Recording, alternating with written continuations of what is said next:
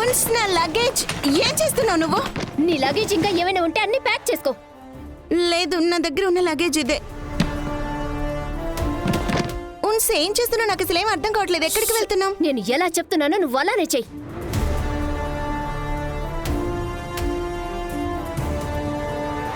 ఉన్నతి, నువ్వేం చేస్తున్నావు? నేను నీ బట్టలు ప్యాక్ చేయడానికి హెల్ప్ చేశాను కదా, ఇప్పుడు నువ్వు నా బట్టలు ప్యాక్ చేయి. చేస్తున్నాను. నాకుంది 2 ఉన్నతి, చేతులే. కొంచెం చెప్తావా నువ్వేం చేస్తున్నావో? బబ్లీ ఎక్కడికి వెళ్తుంది? తను వాళ్ళ ఇంటికి వెళ్తుంది, ఇక నేను మా ఇంటికి వెళ్తాను. ఏంటి? అవును, అది మా మామ్ ఇల్లు, నా పుట్టిల్లు. నేను ఇక ఇలాంటి బిహేవియర్ ని టాలరేట్ చేయను, అండ్ నాకు అవసరం కూడా లేదు. ఉన్నతి, నువ్వు ఎక్కడికి వెళ్ళట్లేదు. లేదు ధ్రువ్, నేను వెళ్తాను. ఈ రోజు ఏదైతే జరిగిందో అది అంత చిన్న విషయం కాదు. నేను నా ఫ్రెండ్ కి హెల్ప్ చేయడానికి ప్రయత్నిస్తున్నాను, కానీ ఈ ఇంట్లో బబ్లీని ఎన్నిసార్లు ఇన్సల్ట్ చేశారు. అండ్ ఈ రోజు నా మీద ఎంత పెద్ద నింద వేసేశారు, దట్ నేను నా ప్రెగ్నెన్సీనే ఫేక్ చేస్తున్నాను అని ధ్రువ్. అండ్ వీటన్నిటి తర్వాత కూడా నేను ఇంకా ఈ ఇంట్లోనే ఉండాలని ఎక్స్పెక్ట్ చేస్తున్నావా ధ్రువ్? నో ఛాన్స్, నేను ఇక్కడ అస్సలు ఉండలేను. పైగా నువ్వు నా మామ్ ని చూసావు కదా, తను తన లైఫ్ అంతా వేరే వాళ్ళకి హెల్ప్ చేస్తూనే ఉంది. అండ్ నాకు వేరే వాళ్ళకి హెల్ప్ చేయడం అంటే ఎందుకంత ఇష్టమో నాకు ఇప్పుడు అర్థమవుతుంది ధ్రువ్. అండ్ నేను ఆ ఇంట్లో ఉండాలనుకుంటున్నాను, అక్కడ కనీసం చారిటీ చేస్తున్నందుకు నన్ను అనుమానించకుండా ఉంటారు కదా. ఉన్నతి, పిన్ని ఏదైతే చేసిందో అందుకు నేను నీకు క్షమాపణ చెప్తున్నాను. బబ్లీ, నువ్వు మా గెస్ట్వి అండ్ ఉన్నతి బెస్ట్ ఫ్రెండ్వి. ఇంట్లో వాళ్ళు నీతో అలా మాట్లాడినందుకు ఐఎమ్ వెరీ సారీ. అండ్ నువ్వు ఎంతకాలం కావాలంటే అంతకాలం ఇక్కడ ఉండొచ్చు. సీరియస్లీ.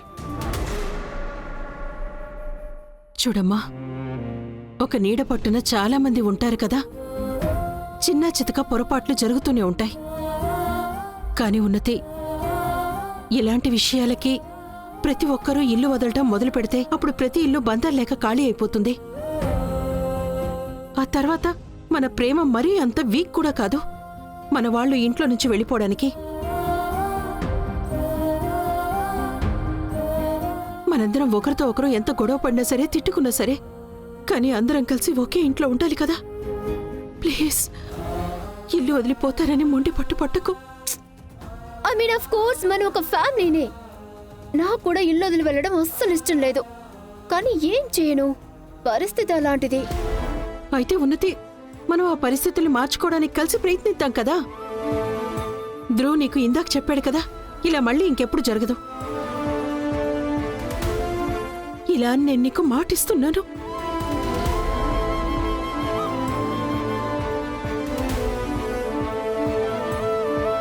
ఉన్స్, ఇప్పుడు మనం ఎక్కడికైనా వెళ్తున్నామా? వెళ్ళట్లేదా? వెళ్ళట్లేదు. వెళ్ళట్లేదా? వెళ్ళట్లేదు. ఎక్స్క్యూజ్ మీ సార్, మీ ఆర్డర్ ప్యాక్ అయిపోయింది, తీసుకోండి. Thank you. సరే రేఖ, ప్లీజ్ ఈ ఫుడ్ ప్యాక్ చేయించాను, ఇది నీతో తీసుకెళ్ళు. రోహిత్, నాకు నిజంగానే ఆకలిగా లేదు. బట్ రేఖ, నేను వెళ్తాను, నాకు లేట్ అవుతుంది.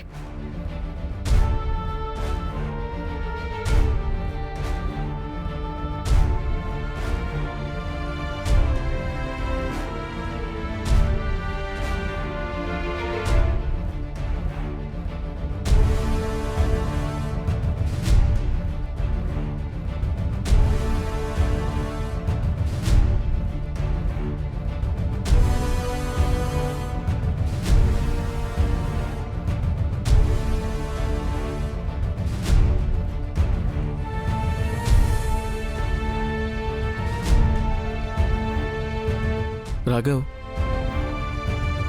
నీకిప్పుడు చాలా కోపంగా ఉందని నాకు తెలుసు, కానీ ఇది సరైన ప్లేస్ కాదు, సరైన టైం కూడా.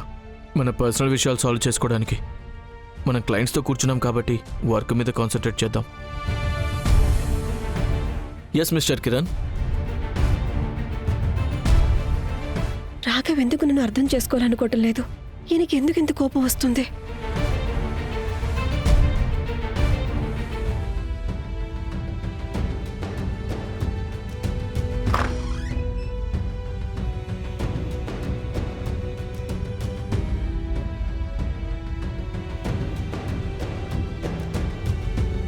రాఘవ్, ఈరోజు ఏదైతే అయిందో దాని గురించి నాకు మీతో మాట్లాడాలనిపిస్తుంది.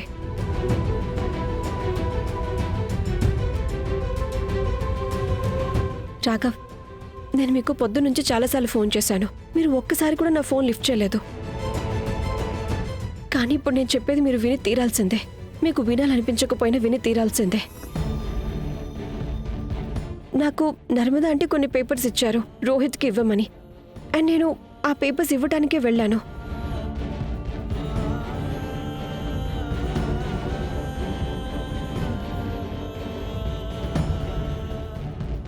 ఈ జోక్ అనేసి నా ఫీలింగ్స్ని హేళన చేయకండి. ఏదో నువ్వు పెళ్లి చేసుకోవడానికి తొందరపడ్డావు, లేకపోతే ఇక్కడ పిల్లాడు జీవితాంతా నీకోసం ఎదురు చూడడానికి సిద్ధంగా ఉన్నాడు కదా. రాఘవ్, మీరు వింటున్నారు కదా నేను చెప్పేది? రాఘవ్,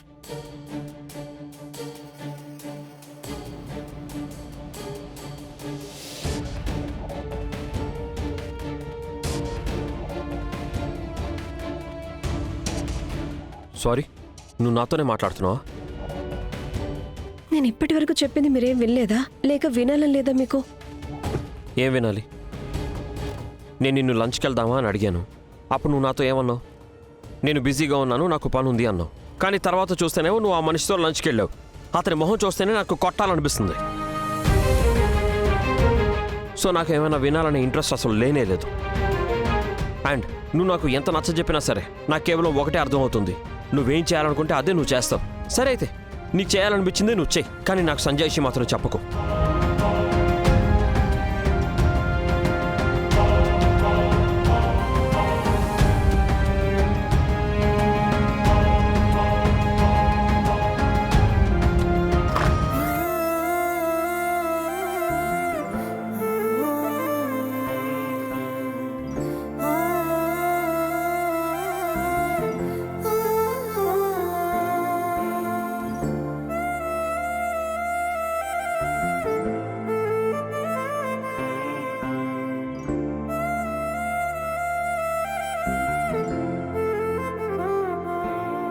అమ్మా రేఖ, రేఖ ఏమైందమ్మా? ఏంటి నీ గదిలో నుంచి చాలా గట్టిగా అరుపులు వినిపించాయి? అరే ఏమైందమ్మా? నువ్వు ఒకవేళ రాఘవ్ తప్పైతే ఇప్పుడే వెళ్ళి వాడి సంగతి చెప్తాను. ముందు నాకు విషయం చెప్పు, అంతా బాగానే ఉందా? లేదు పిన్ని గారు, ఏది ఓకే కాదు. ఈరోజు రాఘవ్ నన్ను లంచ్కి వెళ్దామని అడిగారు. నేను ఆయనకు వద్దని చెప్పాను, ఎందుకంటే నాకు చాలా పని ఉంది. ఆ తర్వాత నర్మద అంటే నాకు ముఖ్యమైన పేపర్లు రోహిత్కి ఇవ్వమని ఇచ్చారు. నేను రోహిత్ని కలవడానికి వెళ్ళాను. అక్కడ రాఘవ్ నన్ను చూశారు. అండ్ ఆయన ఏమనుకున్నారంటే నేను ఆయనకి లంచ్కి రాను అని చెప్పింది రోహిత్తో కలిసి లంచ్కి వెళ్ళాలని అనుకున్నారు. నేను జస్ట్ పేపర్స్ ఇవ్వడానికి వెళ్ళాను. సరే సరే, నాకు తెలుసు కదా, ఏడోకమ్మా. ఇలారా.